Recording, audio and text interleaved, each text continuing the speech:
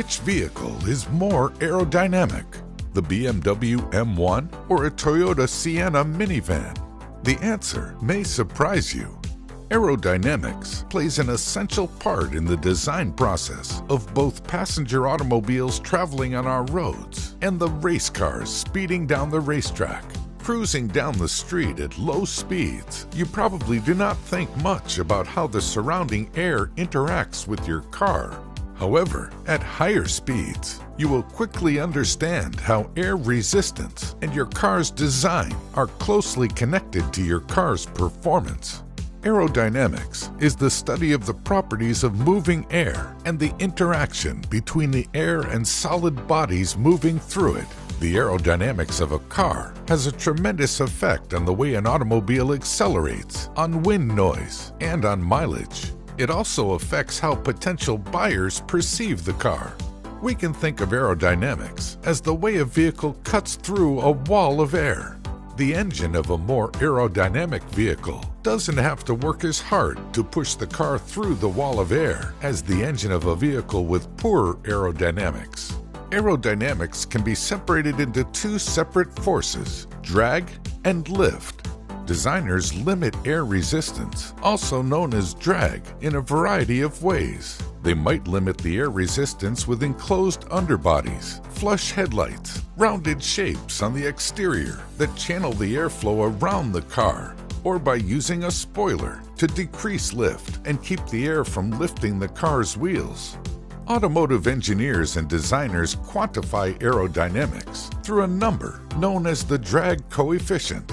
The lower the drag coefficient, the better a car's aerodynamic performance. The drag coefficient is derived by measuring the effect of air density, airspeed, drag, and the surface area exposed to these forces, the frontal area.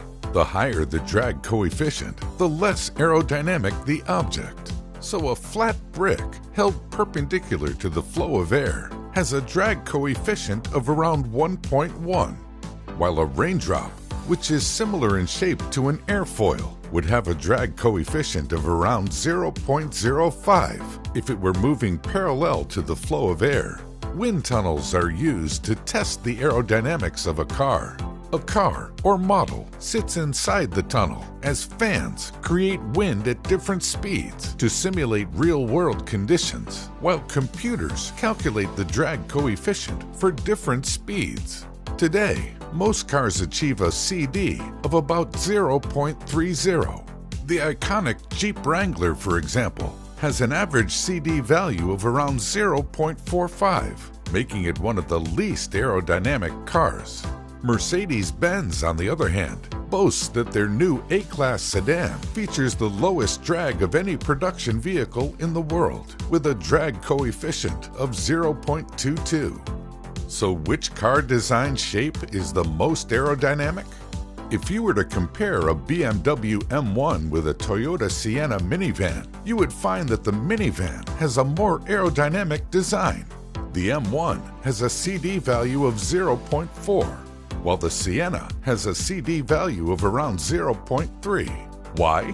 Angular geometric cars like the M1 were popularized by the legendary car designer Giorgetto Giugiaro. He was responsible for designing iconic vehicles like the M1, DeLorean, and the Lotus Esprit. However, sharp angular edges contribute to more turbulent wind patterns.